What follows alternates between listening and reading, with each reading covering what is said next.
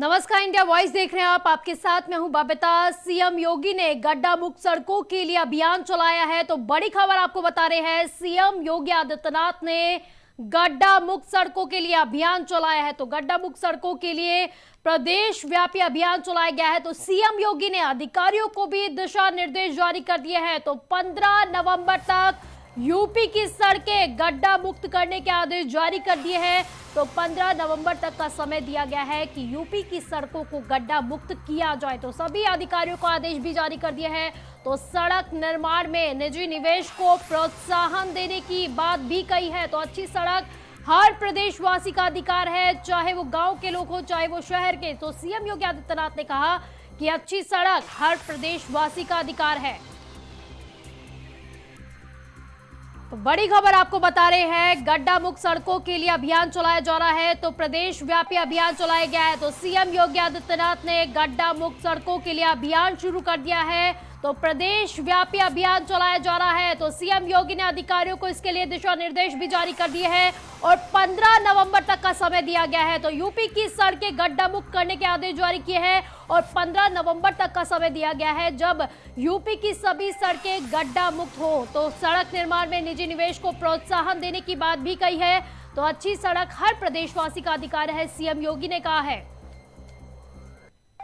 तो इसी पर ज्यादा जानकारी के लिए हमारे साथ हमारे संवाददाता प्रियम पाठक लाइव जुड़ रहे हैं। तो प्रियम, जिस तरह से सीएम योगी गड्ढा मुक्त सड़कों के लिए अभियान चलाए हुए हैं, क्या लगता है अधिकारियों को जो निर्देश दिए गए हैं कितना अमल किया जाएगा? बिल्कुल बबीता, देखिए जिस तरीके से इस समय मौजूदा वक्त में अगर आप देखें तो चूंकि बारिश हुई है और बारिश के बाद सड़कों की जो हालत है वो काफ़ी खराब है। बड़े बड़े गड्ढे जो हैं वो सड़कों पर देखने को मिल रहे हैं। तो इसी को ध्यान में रखते हुए कल देर शाम सीएम योगी आदित्यनाथ की तरफ से ये समीक्षा बैठक जो है वो बुलाई गई थी 21वें रोड कांग्रेस के तैयारियों को लेकर कि उसमें क्या कुछ तैयारियां चल रही जो कि लखनऊ में होने जा रहा है। तो उसी से पहले मुख्यमंत्री योगी आदित्यनाथ ने दिशा निर्देश जारी किए हैं कि 15 नवंबर तक प्रदेश की सभी सड़कें जो हैं वो गड्ढा मुक्त होनी चाहिए। इसको लेकर उन्होंने अधिकारियों को निर्देश दिया है कि युद्ध स्तर पर इसको लेकर कार्य किए जाए और कहीं पर भी सड़कों पर जो गड्ढे हैं वो नहीं दिखने चाहिए। इसको लेकर उन्होंने पहले भी निर्देश जारी किए थे और साफ तौर पर इस बार भी कहा गया है कि कहीं पर कोई लापरवाही नहीं होनी चाहिए। चूंकि मौजूदा वक्त में अगर आप देखें तो बारिश हुई है और बड़े बड़े गड्ढे आम सड़कों पर देखने को मिल रहे हैं। तो ऐसे में आम लोगों को खासी दिक्कतों का सामना करना पड़ रहा है। जो लोग हैं उनको आवागमन काफी बाधित हो रहा है, कई तरीके की समस्याएं आ रही हैं। तो उसको ध्यान में रखते हुए ये सीएम योगी आदित्यनाथ की तरफ से सख्त बिल्कुल प्रियम, क्योंकि जिस तरह से सड़कों में गड्ढे नहीं गड्ढों में सड़कें होती हुई दिखाई दे रही हैं, क्योंकि वो तस्वीरें हम लोग भी देख रहे हैं और हादसों का ग्राफ जिस तरह से बढ़ता जा रहा है, तो कहीं ना कहीं ये देखा जा रहा है कि गड्ढा इसका सबसे मुख्य कारण है। प्रियम, बिल्कुल बिल्कुल, देखिए जिस तरीके से मैंने बताया कि आए दिन इस तरीके के हादसे देखने को मिल रहे हैं। कई जगह पे तस्वीरें देखने को मिली जहां पे गाड़ियां जो है वो पलट जा रही हैं। लोगों को आवागमन में काफ़ी दिक्कतों का सामना करना पड़ रहा है, चाहे बच्चे हों जो सुबह स्कूल जाते हैं तो उनको दिक्कतें हो रही हैं। गड्ढा है और चूंकि बारिश भी हुई है तो ऐसे में उन गड्ढों में पानी भरा हुआ है, तो लोग जो हैं उससे काफ़ी परेशान चल रहे हैं, लोगों को काफ़ी दिक्कतें हो रही हैं। और शायद इसी बात को ध्यान में रखते हुए मुख्यमंत्री योगी आदित्यनाथ की तरफ से ये दिशा निर्देश जो है वो जारी किए गए, जिसमें उन्होंने साफ तौर पर कहा कि 15 नवंबर तक प्रदेश की सभी सड़कें जो है वो गड्ढा मुक्त होनी चाहिए। इसको लेकर अधिकारियों को उन्होंने निर्देश जारी कर दिया है। अलग से अगर बजट की आवश्यकता होगी तो वो भी जो है जारी किया जाएगा। लेकिन सवाल ये भी उठता है, क्योंकि जिस तरह से गड्ढा युक्त सड़कें देखी जा रही हैं, क्या सिर्फ अधिकारियों को निर्देशित करना ही इसमें काफी होगा? क्योंकि उन पर भी शिकंजा कसा जाना चाहिए, जो इंजीनियर जो ठेकेदार ये सड़कें बना रहे। क्योंकि जिस तरह से अभी जो खबर आई थी पूर्वांचल एक्सप्रेसवे का जो हाल हुआ था, 15 फीट गड्ढा हुआ है उसमें। देखिए 15 फीट का गड्ढा जो पूर्वांचल एक्सप्रेसवे में हुआ, जब नया कहीं पर भी इस तरीके का कंस्ट्रक्शन होता है तो वहाँ पर कई बार ऐसा होता है कि जो चूंकि एक्सप्रेसवे जो होता है उसको जमीनी लेवल से काफ़ी ऊंचाई पर उसको बनाया जाता है, तो इसमें मिट्टी का पटान होता है, तो वो कहीं कहीं पर इस तरीके की चीज़ें होना आम बात है। और ये इसी में नहीं हुआ, पूर्वांचल एक्सप्रेसवे में आगरा एक्सप्रेसवे बना था, उसमें भी हमको कई जगह पर ऐसी तस्वीरें देखने को मिली थी जहाँ पर मिट्टी का कटान हुआ था और जिस वजह से सड़क जो थी वो धंस गई थी। लेकिन उसके बाद अब जब चूंकि समय हो चुका है, उसमें मिट्टी सेट हो चुकी है, तो अब इस तरह की घटना आगरा एक्सप्रेसवे पर आपको सुनने को नहीं मिल रही है। उसी तरीके से ठीक पूर्वांचल एक्सप्रेसवे का है, एक कार्यवाही की भी एक हायरार्की होती है बबीता, देखिए उसके बाद ही कार्रवाई होगी। मुख्यमंत्री सीधे जाके नीचे स्तर पर कार्य नहीं करेंगे, मुख्यमंत्री अधिकारियों को निर्देशित करेंगे, अधिकारी अपने नीचे के जो इंजीनियर्स हैं, जो जेई हैं, जो नीचे लेवल के कर्मचारी हैं, उनको वो निर्देशित करेंगे, वहां पर वो कार्रवाई होगी। जो अधिकारी होते हैं उनकी कहीं ना कहीं मिली भगत होती है, जो मानकों के अनुरूप ये सारी की सारी चीजें बनाई जाती है, लापरवाहियां सामने आती है, लेकिन उसके बाद भी ऑडिट नहीं किया जाता और सीधे सीधे उसको अप्रूव किया जाता है। देखिए जाहिर सी बात है ये सभी चीजें हैं, और उसमें जब अधिकारियों को निर्देशित किया गया है तो उनकी जवाबदेही को भी तय किया गया है कि अगर कहीं पे कोई कमी होती है तो उसके लिए साफ तौर पर उन अधिकारियों की जिम्मेदारी तय की जाएगी और उनकी जवाबदेही होगी। वो नीचे स्तर पर अपने देखें कि उन्होंने कहाँ पर क्या चीजें की, क्यों उनको अप्रूव कर दिया जो वो मानकों के अनुरूप नहीं था, मानकों के जब विपरीत चीजें थी तो उनको कैसे जो है अप्रूव किया गया। तो इन सभी चीजों को लेकर जो जिम्मेदारी है वो अधिकारियों की बनेगी, और वही मुख्यमंत्री योगी आदित्यनाथ ने साफ तौर पर कल की बैठक में निर्देशित किया है और उन्होंने कहा है कि 15 नवंबर तक जो है इन सभी चीजों पर विशेष तौर पर फोकस किया जाए और प्रदेश की जो सड़कें हैं वो गड्ढा मुक्त होनी चाहिए। अब इस आदेश का कितना जो है जमीनी हकीकत देखने को मिलेगी, कितना अधिकारी जो है वो मुख्यमंत्री की बहुत बात बहुत शुक्रिया प्रियम आपका इन तमाम जानकारी के लिए। तो वहीं ज्ञानवापी मामले में आज कार्बन डेटिंग पर अहम सुनवाई होने वाली है। तो शिवलिंग की कार्बन डेटिंग पर आज बड़ा फैसला आ सकता है। तो वाराणसी जिला जज AK विश्वेश इस पर फैसला सुनाएंगे।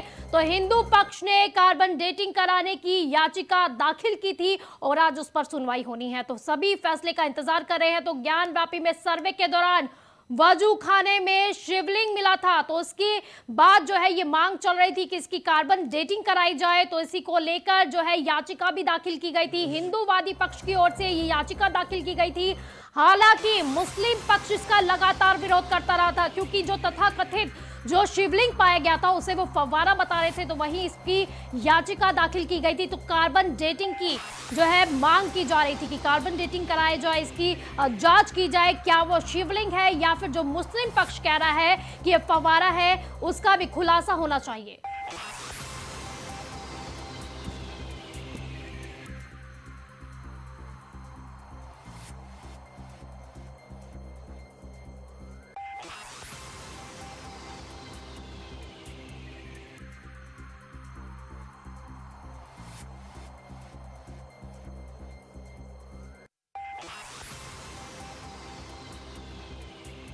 बड़ा फैसला आने वाला, तो शिवलिंग की कार्बन डेटिंग पर आज सुनवाई होगी, उसके बाद आज फैसला आ सकता है। तो वही उत्तरकाशी के बर्फीले तूफान में फंसे लोगों की तलाश जारी है। तो 2 ट्रेनर और 14 ट्रेनी पर्वतारोहियों समेत 15 लोगों के शव बरामद कर लिए गए हैं। तो वहीं बर्फ में दबे 15 लोगों को रेस्क्यू टीम ने अब तक सुरक्षित बाहर निकाला है। तो हादसे में 10 पर्वतारोही अब भी लापता बताए जा रहे हैं। तो खराब मौसम के कारण सर्च अभियान को रोक दिया गया है, रेस्क्यू अभियान को रोक दिया गया है। तो अब तक सर्च और रेस्क्यू अभियान में 19 शव को बरामद किया गया है। तो बरामद कर चुके हैं 19 शवों को। तो डोकरानी बामा ग्लेशियर से बेस कैंप मातली में 4 शवों को लाया गया है। तो वहीं मालती हेलीपैड में लगा अन्य राज्यों से आए परिजनों का तांता भी लग चुका है। तो रेस्क्यू टीम में 90 जवान लापता लोगों की अभी भी तलाश कर रहे हैं।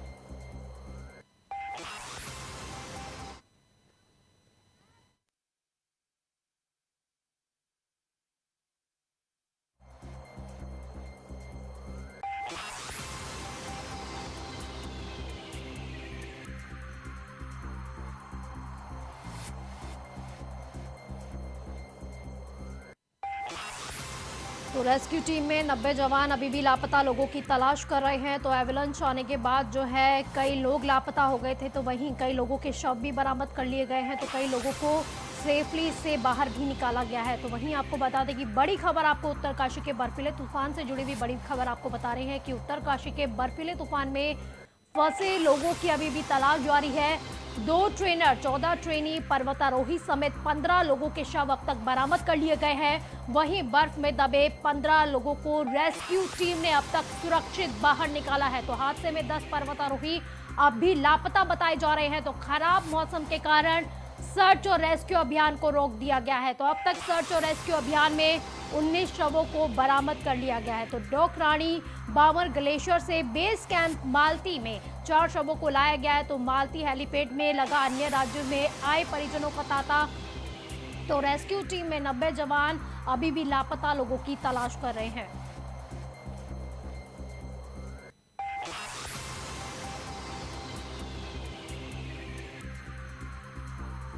तो उत्तरकाशी के बर्फीले तूफान में फंसे लोगों की अभी भी तलाश जारी है। तो 2 ट्रेनर, 14 ट्रेनी, पर्वतारोहियों समेत 15 लोगों के शवों को बरामद कर लिया गया है। वहीं बर्फ में दबे 15 लोगों को रेस्क्यू टीम ने अब तक सुरक्षित बाहर निकाला है। तो हादसे में 10 पर्वतारोही अभी भी लापता बताए जा रहे हैं। तो सर्च अभियान अभी भी जारी है, लेकिन खराब मौसम के कारण सर्च अभियान और रेस्क्यू अभियान को रोक दिया गया है। तो अब तक सर्च और रेस्क्यू अभियान में 19 शवों को बरामद कर लिया गया है। तो डोकरानी बामर ग्लेशियर से बेस कैंप मालती में 4 शवों को लाया गया है।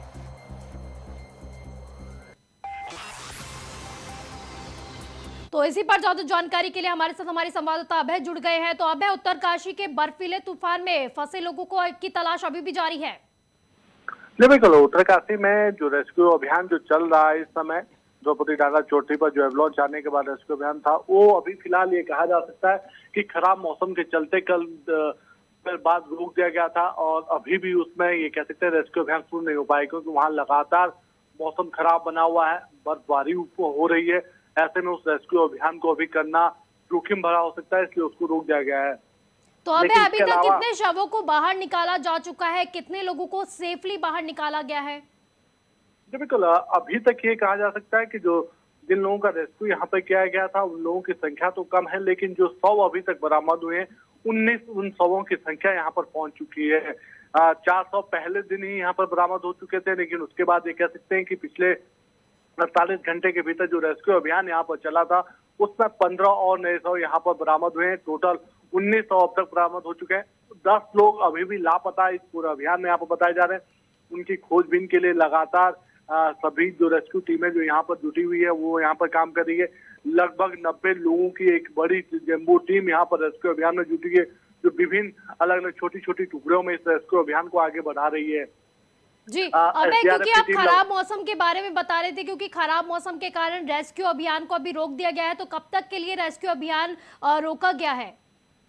बिल्कुल, जब तक मौसम साफ नहीं हो पाता है, जब तक वेदर की स्थिति वहां पर क्लियर नहीं हो पाती है और मौसम विभाग के द्वारा जो अनुमान यहाँ पर भारी बारिश का जताया गया है, जब तक वो सही रूप से साफ नहीं हो पाता तब तक ये जो रेस्क्यू अभियान है वो यहाँ पर रोका गया है। क्योंकि मौसम विभाग ने साफ तौर पर गढ़वाल मंडल के इन क्षेत्रों में, चाहे वो आपका टिहरी हो, उत्तरकाशी हो या पौड़ी जनपद हो या फिर चमोली जनपद हो, यहाँ के लिए ऑरेंज अलर्ट जारी किया था, जिसमें कल से ही हल्की बूंदाबांदी और बर्फबारी यहाँ पर ऊंचाई वाले क्षेत्रों में शुरू हो चुकी थी।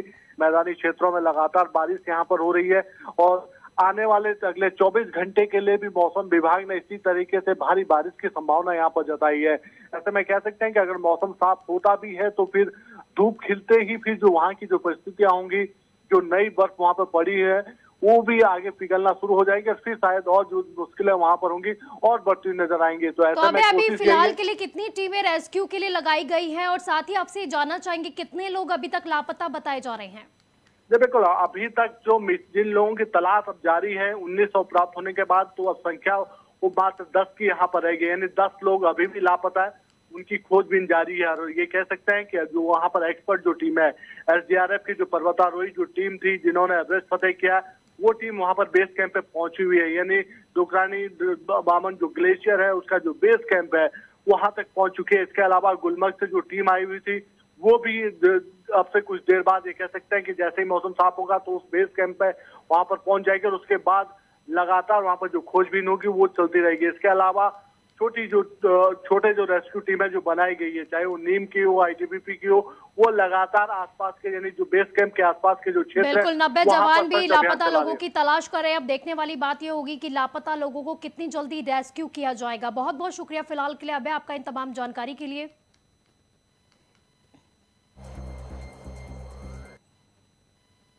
तो वहीं लगातार छठे दिन वेंटिलेटर पर मुलायम सिंह यादव है। तो मुलायम सिंह के स्वास्थ्य में अभी भी कोई भी सुधार नहीं देखा गया। तो लाइफ सपोर्ट सिस्टम यानी वेंटिलेटर पर अभी भी नेताजी हैं। तो मेदांता के आईसीयू वार्ड में वो अभी भी भर्ती हैं। तो लगातार उनके स्वस्थ होने की कामनाएं की जा रही हैं, दुआएं मांगी जा रही है, हवन किया जा रहा है। लेकिन लगातार छठे दिन भी वेंटिलेटर पर मुलायम सिंह यादव बने हुए हैं। तो मुलायम सिंह के स्वास्थ्य में अभी भी कोई भी सुधार नहीं देखा गया है। तो उनके हेल्थ से जुड़े बुलेटिन भी लगातार जारी किए जा रहे हैं। लेकिन कहा जा रहा है कि अभी भी हालत क्रिटिकल बनी हुई है। डॉक्टरों की इमरजेंसी मीटिंग भी बिठाई जा रही है, किस तरह से नेताजी को के सुधार में जो स्वास्थ्य है उनमें सुधार लाया जाए, इसी को लेकर मीटिंग चल रही है। मीटिंगों का दौर भी जारी है। लेकिन अभी भी डॉक्टरों के द्वारा ये कहा जा रहा है कि हालत क्रिटिकल बनी हुई है। तो अभी भी कोई सुधार नहीं देखा जा रहा है। तो लाइफ सपोर्ट सिस्टम यानी वेंटिलेटर पर नेताजी अभी भी हैं। तो मेदांता के आईसीयू में वार्ड में वो भर्ती हैं। तो नेताजी के स्वस्थ होने की कामनाएं लगातार की जा रही है, हवन किए जा रहे हैं, दुआएं मांगी जा रही है। सभी लोग यही कह रहे हैं कि नेताजी जल्द ही स्वस्थ होकर घर वापसी करें।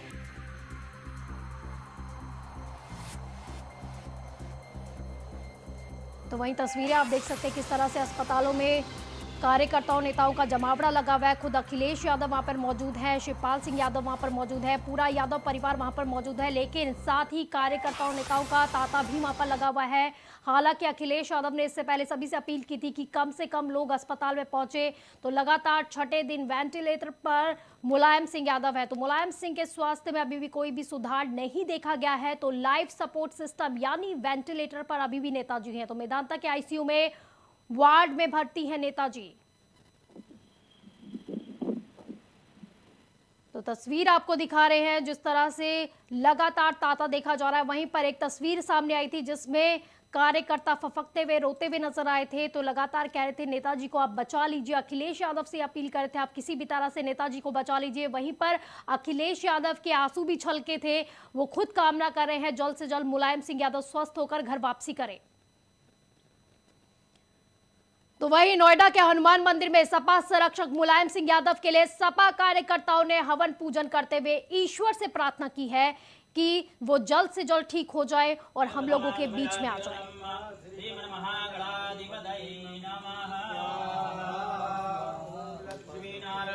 तो नोएडा के हनुमान मंदिर में सपा संरक्षक मुलायम सिंह यादव के लिए दुआएं कर रहे हैं कि जल्द से जल्द उनके नेताजी घर वापसी करें। तो इसी पर